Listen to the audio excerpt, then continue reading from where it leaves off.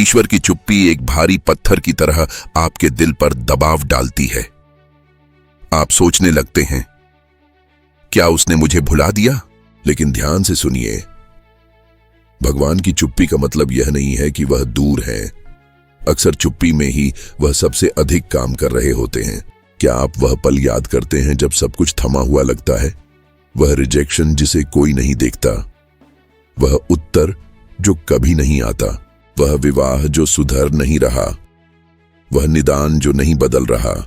यही वह जगह है जहां आपकी आत्मा चुपचाप चीखती है और ईश्वर कार्य कर रहे होते हैं। बाइबल में एक महत्वपूर्ण समय था, पुराने और नए विधान के बीच 400 वर्षों की चुप्पी। 4 सदियां बिना किसी भविष्यवक्ता की आवाज, बिना दर्शन के। लेकिन इसी चुप्पी में ही भगवान सब कुछ तैयार कर रहे थे। यीशु के जन्म के लिए, साम्राज्य को व्यवस्थित करने के लिए, राष्ट्रों को जोड़ने के लिए, रास्ते बनाने के लिए। जब कुछ भी नहीं हो रहा था, तब आकाश गतिमान था। और आपके साथ भी ऐसा ही है। कितनी बार आपने महसूस किया कि कुछ भी परिणाम नहीं दे रहा है? आप उठते हैं, कोशिश करते हैं, कहते हैं कि आप जारी रखेंगे, लेकिन अंदर से आप थके हुए होते हैं। आप ये नहीं देख पाते कि एक ईश्वर आपकी जिंदगी के पर्दे के पीछे कुछ बड़ा बना रहे हैं, और सिर्फ इसलिए कि आप उसकी आवाज अब नहीं सुन रहे हैं, इसका मतलब यह नहीं कि वह आपके साथ नहीं है। क्या आप जानते हैं, वह आपको समय से पहले जवाब नहीं देता, क्योंकि वह आपसे बहुत प्यार करता है। कल्पना कीजिए कि एक 6 साल का बच्चा अपने पिता से कार की चाबी मांगता है। चाहे वह कितनी भी सच्चाई से मांगे, पिता कहेगा नहीं, क्योंकि वह जानता है कि वह समय अभी नहीं आया। भगवान के साथ भी यही है। कभी कभी नहीं दंड नहीं है, यह सुरक्षा है। कभी कभी इंतजार क्रूरता नहीं है, यह देखभाल है। और मैं जानता हूं, इंतजार करना दर्दनाक होता है।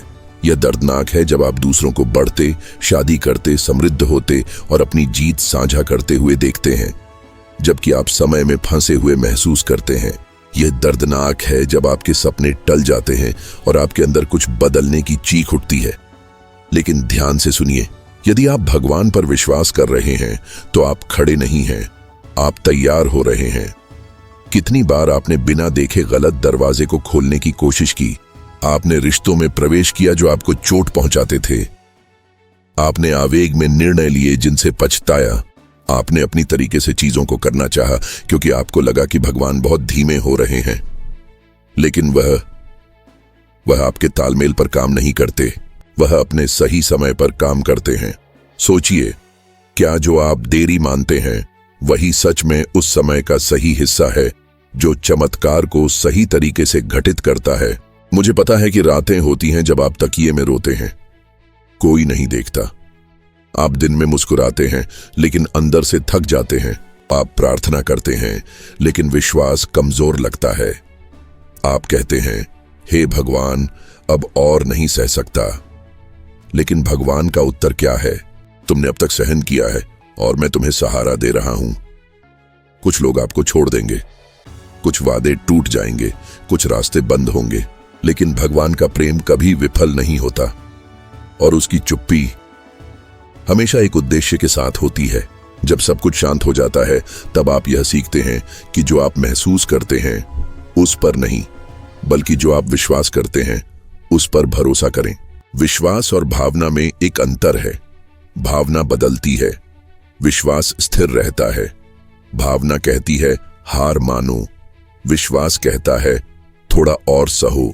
आप अभी कुछ नहीं देख सकते, लेकिन जो जड़ें जमीन के नीचे बढ़ती हैं वो भी दिखाई नहीं देती, और वही भविष्य में पेड़ को सहारा देती हैं। आप जड़ें बना रहे हैं, आप मजबूत होने के लिए तैयार हो रहे हैं। आप उस आशीर्वाद का भार सहने के लिए ढाला जा रहे हैं जो आने वाला है। कभी कभी उत्तर शांति के रूप में आता है, आगे बढ़ने के लिए ताकत के रूप में आता है, या सुरक्षा के रूप में आता है जिसे आप महसूस भी नहीं करते। क्या आप उस समय को याद करते हैं जब आपने सोचा था कि आप अपनी जिंदगी के उस कठिन दौर को नहीं जी पाएंगे, और फिर भी आप उस दौर को पार कर गए? भले ही आप यह न समझ पाते कि कैसे आपने उस दौर को पार किया, और फिर एक दिन आप कहेंगे, वह समय था जब मैंने भगवान पर विश्वास करना सीखा। वह समय था जब भगवान ने मुझे और मजबूत बनाया। आप उस समय को देखकर यही महसूस करेंगे।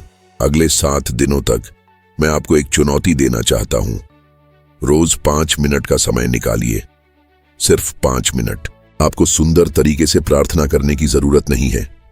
बस भगवान से वैसे ही बात कीजिए जैसे आप किसी दोस्त से बात करते हैं। ईमानदार रहें, अपना दिल खोलिए। जो भी आप महसूस करते हैं वह सब भगवान से कहिए। भले ही आप कोई सुनाई देने वाला उत्तर न सुने, बस बोलिए और ध्यान से देखिए। आप कुछ नया महसूस करना शुरू करेंगे। एक शांति जो शब्दों से परे है, एक ताकत जो पहले सिर्फ थकान थी, एक नया आरंभ जो अराजकता के बीच में जन्म ले रहा है। आप अकेले नहीं हैं और भगवान का मौन यह नहीं दर्शाता कि वह आपको भूल गए हैं। वह मौन इसलिए है क्योंकि वह आपको कुछ बड़ा तैयार करने के लिए काम कर रहे हैं। हार मत मानिए। जो अंत जैसा लगता है वह असल में आपकी जिंदगी के सबसे खूबसूरत मोड़ से पहले का अंतराल हो सकता है। कुछ ऐसा है जो बहुत लोग आपको नहीं बताते, लेकिन वह आपकी दृष्टि को पूरी तरह बदल सकता है। आपके पास जो घाव हैं वे शर्मिंदगी का कारण नहीं है, वे जीवन से जीतने के निशान हैं। वे यह नहीं बताते कि आपको किसने तोड़ा, बल्कि वे बताते हैं कि आपने क्या जीत हासिल की। शायद आज आप अपनी कहानी में केवल गलतियां, असफलताएं और गलत फैसले देखते हैं, और शायद आप महसूस करते हैं कि आप अब कुछ नहीं हैं। शायद आप सोचते हैं, अगर लोग जानते कि मैंने क्या कुछ सहा है, यदि वे मेरी सच्चाई जानते तो कोई मुझे सम्मान नहीं देता। लेकिन मैं आपको कुछ बताने जा रहा हूं जो सीधे भगवान के दिल से है। जो चीज आपको अतीत में चोट पहुंचाई है वही भविष्य में आपको उठाने के लिए इस्तेमाल होगी।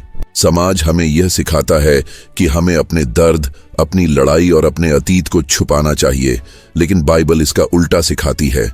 वह हमें यह सिखाती है कि हमें अपने आघात को गवाही में बदल देना चाहिए। सोचिए मूसा के बारे में। उसने एक आदमी को मारा और फिर वह रेगिस्तान में भाग गया। वह सालों तक छिपा रहा, खुद को अपमानित, अस्वीकारित और निराश महसूस करता रहा। और फिर भगवान ने उसे क्या कहा? तुम हो जिसे मैं अपने लोगों को आजाद करने के लिए इस्तेमाल करूंगा। भगवान ने सबसे असंभावित, सबसे टूटी हुई आत्मा को चुना और उसे मुक्ति का साधन बना दिया। क्यों? क्योंकि जिसने बहुत झेला है उसके पास देने के लिए बहुत कुछ होता है। जो अपमानित हुआ है वह सच्चे प्रेम को समझता है। जो धोखा खा चुका है वह वफादारी का मूल्य जानता है। जो अपमानित हुआ वह सहानुभूति से गले लगाना सीखता है। आपको वह चीजें परिभाषित नहीं करती जो आपके साथ हुई हैं। आपको वह परिभाषित करता है जो भगवान आपके माध्यम से कर सकता है, और वह ठीक वही हिस्से इस्तेमाल करता है जिन्हें आप छुपाना चाहते हैं। आज कितने लोग शर्मिंदगी के कारण जकड़े हुए हैं। कितने लोग अपने दर्द को छुपाते हैं ताकि वे मजबूत दिखें। कितने लोग सोशल मीडिया पर परफेक्ट दिखते हैं लेकिन अंदर से टूट रहे हैं। शायद आप उनमें से एक हैं। शायद आपने कभी सोचा, अगर मैंने वह सब बताया जो मैंने किया है तो कोई मुझे स्वीकार नहीं करेगा। लेकिन क्या होगा अगर मैं आपको कहूं कि कुछ लोग आपकी कहानी सुनने का इंतजार कर रहे हैं। आपकी सच्चाई किसी को न हारने के लिए प्रेरित कर सकती है। सच्चाई आजाद करती है। और जब आप साहस के साथ अपनी कहानी साझा करते हैं तो आप दूसरों की कैद को भी तोड़ते हैं। जॉयस मेयर की कहानी पर ध्यान दीजिए। वह सालों तक अपने पिता द्वारा शोषित हुईं। वह दर्द और शर्म के निशान लिए जी रही थीं, लेकिन एक दिन उन्होंने यह तय किया कि अब वह कुछ नहीं छुपाएंगी, और उनकी गवाही ने लाखों लोगों की जिंदगी बदल दी। लाखों लोगों ने उसके गवाह के माध्यम से उपचार पाया, और आपके साथ भी ऐसा हो सकता है। आपको पूर्ण होने की आवश्यकता नहीं है, न ही आपको एक निर्दोष अतीत या व्यवस्थित जीवन की आवश्यकता है। आपको बस सच्चा होना चाहिए। क्या आप उस रिश्ते के बारे में सोचते हैं जिसने आपको तोड़ दिया? वह विश्वासघात जिसने घाव छोड़े, या वह वित्तीय संकट जिसने आपको नाकाम महसूस कराया? क्या वह दौर था जब आप अपने आप को खो चुके थे? यह सब ठीक किया जा सकता है, और इससे भी अधिक, ये एक पुल बन सकता है। एक पुल जो आपको उस व्यक्ति से जोड़ता है जो भगवान आपको बनने के लिए बना रहे हैं। लेकिन आपको कदम बढ़ाना होगा। आपको दर्द के पीछे छिपना बंद करना होगा। आपको यह दिखावा करना बंद करना होगा कि सब कुछ ठीक है, जब यह सच नहीं है। भगवान उस दर्द को ठीक नहीं कर सकते जिसे आप अभी भी छिपाते हैं। मैं चाहता हूं कि आप उस पर विचार करें जो आपको शर्मिंदा करता है, जो कुछ आप अपनी आत्मा के सबसे अंधेरे कोने में छिपाते हैं। कल्पना करें कि यदि यही वह स्थान है जहां भगवान अपनी रोशनी चमकाना चाहते हैं, क्योंकि अंधेरे में ही रोशनी सबसे अधिक चमकती है। यही वह जगह है जहां आशा दर्द के बीच जन्म लेती है। आप एक गलती नहीं है, आप एक कहानी है जिसे एक लेखक लिख रहा है जो केवल विजय के अंत लिखता है। और सबसे कठिन अध्याय अक्सर वही होते हैं जो जब किताब खत्म होती है तो सबसे अधिक प्रभाव डालते हैं।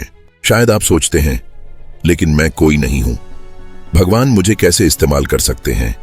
और मैं आपसे पूछता हूं, क्या आपने बाइबल में कभी किसी को परिपूर्ण होते देखा है? दाऊद व्यभिचारी था, राहब एक वेश्या थी, पतरस ने इनकार किया, पौलुस ने ईसाइयों का पीछा किया, फिर भी वे सभी विश्वास के दिग्गज बने। अंतर अतीत में नहीं है, यह उस दिल में है जो समर्पित है, जो खुद को पूरी तरह से सौंपता है। इसलिए आज मैं आपको आमंत्रित करता हूं कि आप अपने दर्द को उद्देश्य में बदलें, अपने घावों को दूसरों के लिए एक रास्ता बनाएं। क्या आप किसी ऐसे व्यक्ति को जानते हैं जो वही झेल रहा है जो आपने झेला था? कोई ऐसा जो आज वही रो रहा है जो आपने कभी रोया था? तो चुप मत रहो, अपनी कहानी को ना छिपाओ, इसे उपयोग करो। आपकी आवाज में ताकत है, आपका जीवन मूल्यवान है और आपकी यात्रा चाहे कितनी भी कठिन क्यों ना रही हो, कीमती है। शायद आपने कभी यह नहीं सुना, लेकिन आपको यह जानना चाहिए, आप जितना सोचते हैं उससे अधिक मजबूत हैं और सभी निशानों के साथ भी आप भगवान के लिए बहुत कीमती हैं। जो पहले आपको शर्मिंदा करता था, कल वह किसी के लिए जीवन जारी रखने का कारण बन सकता है। इसलिए उठो, अपनी ताज को ठीक से रखो और खुद से कहो, मैं जीवित उदाहरण हूं कि भगवान घावों को गवाही में बदलते हैं। जिंदगी में कुछ ऐसे क्षण होते हैं जब सब कुछ एक साथ गिर जाता है। आप पकड़ने की कोशिश करते हैं, सिर ऊंचा रखने की कोशिश करते हैं, मुस्कुराने की कोशिश करते हैं, लेकिन अंदर से कुछ टूट चुका होता है। आप चारों ओर देखते हैं और कोई रास्ता नहीं पाते, अंदर की ओर देखते हैं और केवल अंधकार ही पाते हैं। यह ऐसा लगता है जैसे आप एक गहरे ठंडे अंधेरे गड्ढे में गिर गए हों और आप यह भी याद नहीं कर पाते कि हल्केपन से जीने का क्या मतलब होता है। फिर वह एहसास आता है, मैं कुएं के नीचे पहुंच चुका हूं, और आप मानते हैं कि यही अंत है। लेकिन मुझे आपको कुछ बताने दीजिए जो आपने शायद कभी नहीं सुना। कुएं का निचला हिस्सा अंत नहीं है। अक्सर यह वही बिंदु होता है जहां भगवान आपको नया शुरू करने के लिए पाते हैं। जब जीवन आपको गिराता है, जब सब कुछ आपके हाथों से निकल जाता है, जब कोई सहारा नहीं मिलता, तब आप यह महसूस करते हैं कि भगवान अभी भी आपके पास है। वह ऊपर से दूर से आपको देख नहीं रहे हैं, वह आपके साथ है, गहरे में हाथ बढ़ाते हुए, और कह रहे हैं, मैं तुम्हारे साथ हूं और हम यहां से एक साथ ऊपर उठेंगे। उसका जीवन ऐसे मोड़ ले रहा था जो उसके सपनों से बिल्कुल उल्टा था, लेकिन जो उसे पता नहीं था वो यह था कि यही कठिन रास्ता उसे महल तक ले जाएगा। उसका सफर कठिन था, लेकिन उसका गंतव्य आश्चर्यजनक था। शायद आज आप भी खुद को यूसुफ जैसा महसूस कर रहे हों, जिसने प्यार जताया उसी ने धोखा दिया, जिन्होंने साथ देने का वादा किया था उन्होंने भुला दिया। सही होकर भी आप अन्याय के शिकार हो गए। लेकिन जरा सुनिए, यह वही जगह है जहां सबसे गहरी मुलाकात ईश्वर से होती है, जहां आपकी ताकत खत्म होती है, वहां वह अपनी शक्ति दिखाता है। शायद आपने सब कुछ खो दिया है, नौकरी, शादी, सेहत, उम्मीद, और अब केवल एक थका हुआ दिल और खामोशी से बहते आंसू ही बाकी हैं। जिंदगी के सबसे गहरे अंधेरे में ही दिखावा बंद होता है, वहीं अभिमान टूटता है, मुखौटे गिरते हैं, और मैं कर लूंगा की जगह प्रभु मेरी मदद करो शुरू होता है। और इसी जमीन से निकली एक ईमानदार पुकार स्वर्ग को हिला देती है। आपने कितनी बार खुद सब ठीक करने की कोशिश की, कितनी बार अंदर टूटते हुए भी कहा सब ठीक है, लेकिन आज जीवन आपको ऐसे मोड़ पर लाया है जहां केवल दो विकल्प हैं, हार मान लेना या ईश्वर पर भरोसा करना। सोचिए, क्या यही कुआं जो आज आपको डराता है किसी नई शुरुआत की नींव तो नहीं? यूसुफ जिस कुएं में गिरा था वही उसकी सफलता का पहला कदम बना। अगर वह उस गहरे गड्ढे में न गिरता तो वह मिस्र न पहुंचता, वह स्वप्नों की व्याख्या न करता, फिरौन के सामने खड़ा न होता और परिवार को भूख से न बचा पाता। ईश्वर ने उसकी हर गिरावट को एक उद्देश्य से इस्तेमाल किया था। आपके साथ भी ईश्वर यही कर रहा है। शायद आप बेरोजगार हैं, दूसरों की मदद पर निर्भर हैं और हर बार मदद मांगने पर आपका स्वाभिमान आहत होता है। शायद आप खुद को पहचान नहीं पा रहे हैं, लेकिन यकीन रखिए, यह दौर आपका अंत नहीं बल्कि एक पुल है जहां ईश्वर आपके अंदर विनम्रता, संवेदना और भरोसे को बढ़ा रहा है। सबसे खूबसूरत बात क्या है जानते हैं? आप इस कुएं से वैसे नहीं निकलेंगे जैसे आए थे। आप और मजबूत होंगे, ईश्वर की आवाज के प्रति संवेदनशील होंगे। तो भले ही आज आप रो रहे हों, भले ही आज आप अंधेरे में हों, याद रखें, गीली, गहरी और छिपी हुई जमीन से ही सबसे मजबूत बीज उगते हैं। आप खिलेंगे और कोई नहीं कल्पना करेगा कि यह खिलना कुएं के नीचे से शुरू हुआ था। जारी रखें, क्योंकि आकाश ने आपको नहीं भुलाया है और भगवान अभी भी आपकी घुमावदार राह लिख रहे हैं। शायद आज जो सबसे ज्यादा दर्द दे रहा है वह यह नहीं है कि आपके साथ क्या हुआ, बल्कि यह डर है कि अब कोई अच्छा नहीं होगा। यह वह खालीपन है जो तब आता है जब आप भविष्य को देखते हैं और केवल अनिश्चितताएं दिखाई देती हैं। यह वह भारीपन है जो आपकी छाती पर होता है जब आप उन सपनों के बारे में सोचते हैं जो पहले इतने संभव लगते थे, लेकिन अब वे बहुत दूर, बहुत असंभव लगते हैं। और फिर अनजाने में आप ये मानने लगते हैं कि शायद यह आपके लिए नहीं था।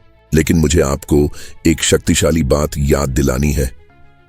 आपके जीवन पर भगवान की वचनाएं अभी भी जीवित हैं और वे कायम हैं, भले ही आपके चारों ओर सब कुछ इसका उल्टा कहता हो। क्या आप यिर्मयाह अध्याय 29 के वचन 11 को जानते हैं? मैं जानता हूं जो विचार मैं आपके बारे में रखता हूं, प्रभु कहते हैं, शांति के विचार और बुराई के नहीं, ताकि आपको भविष्य और आशा दे सकूं। यह कविता नहीं है, यह सिर्फ एक सुंदर वाक्य नहीं है जो आपको सांत्वना देने के लिए है। यह एक शाश्वत सत्य है, एक ऐसे भगवान द्वारा लिखा गया है जो कभी नहीं बदलता, जो कभी झूठ नहीं बोलता और जो कभी कभी नहीं अपने वादों से मुंह नहीं मोड़ता। शायद आप कहें, मैंने बहुत इंतजार किया है, या मैंने बहुत गलतियां की हैं, अब मैं इसके लायक नहीं हूं, या अगर यह होना था तो यह पहले ही हो चुका होता।